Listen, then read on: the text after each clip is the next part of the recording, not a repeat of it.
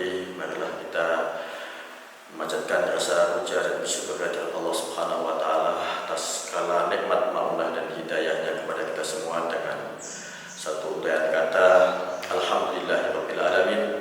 Semoga nikmat-nikmat yang telah diberikan kepada kita semua benar-benar selalu ditambah oleh Allah Subhanahu wa taala, khususnya nikmat iman dan Islam.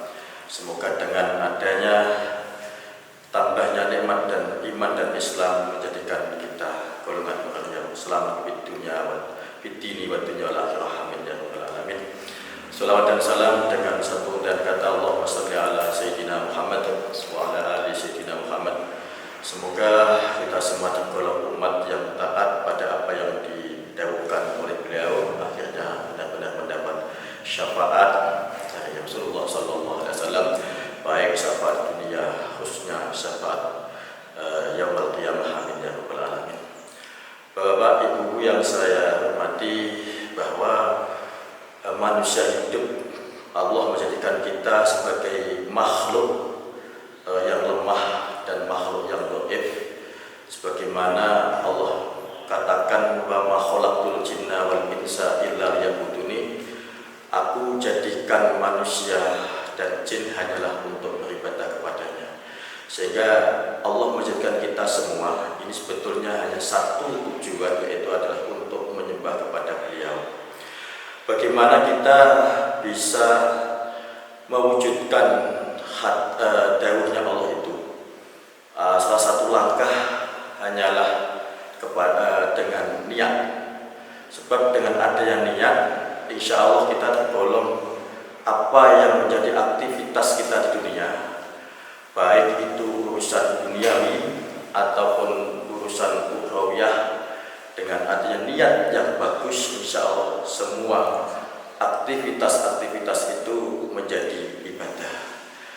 Sebagaimana contoh, kita setiap hari kita bekerja, kita dagang, atau mungkin kita tani, atau mungkin aktivitas-aktivitas yang lain, tapi dengan benar-benar niat ibadah untuk Allah Subhanahu wa taala, walaupun itu kelihatannya urusan duniawi, itu oleh Allah akan mencatat ibadah.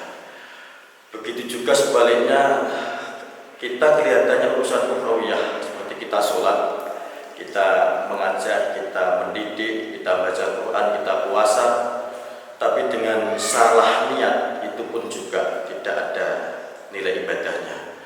Marilah benar-benar apa yang menjadi aktivitas kita niati ibadah, insya Allah kita di dunia ini akan tergolong, yaitu sesuai dengan dawuhnya Allah tadi, wa ma khalaqtul jinna wal insa illa liya'buduni, insya Allah tergolong ibadah. Contoh kita sholat subuh.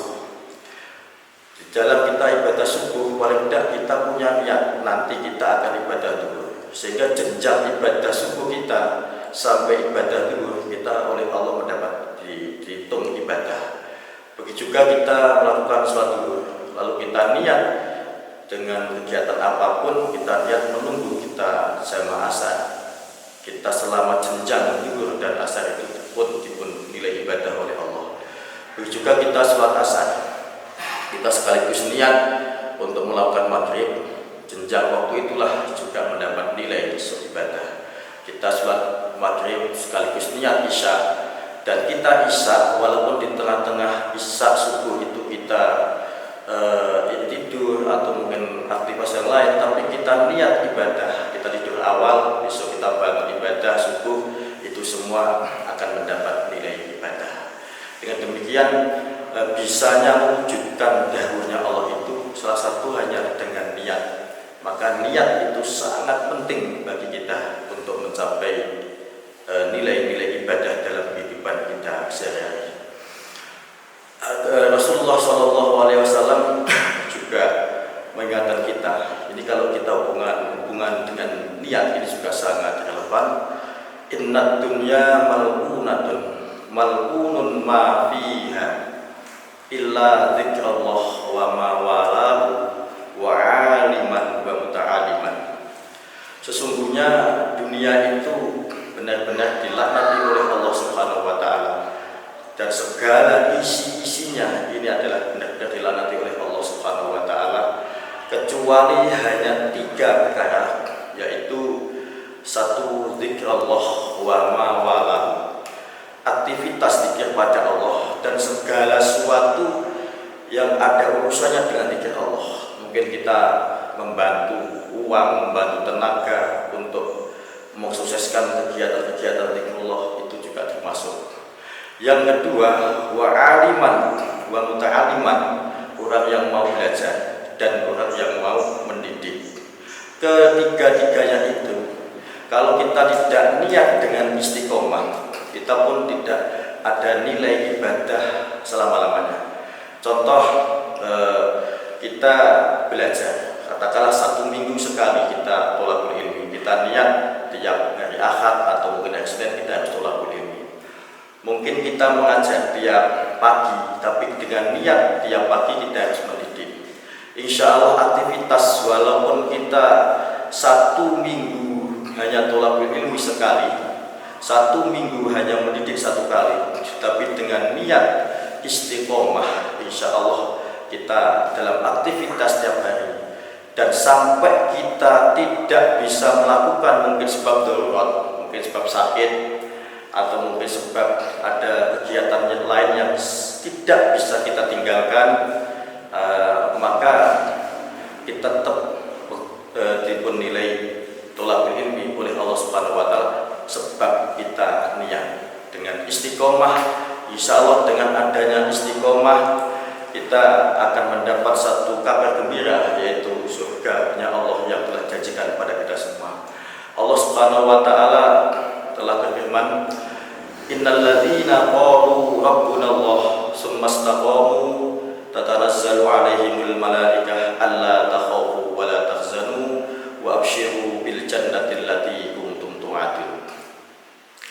Bahwa sesungguhnya orang-orang yang beriman pada Allah dan benar-benar menyatakan qalu rabbunallah, bahwa Allah Tuhan saya, Allah Pengiran saya, lalu istiqomah, wa abshiru bil jannah, innal ladzina qalu rabbunallah tsumma istaqamu tatanazzalu alaihimul malaikah.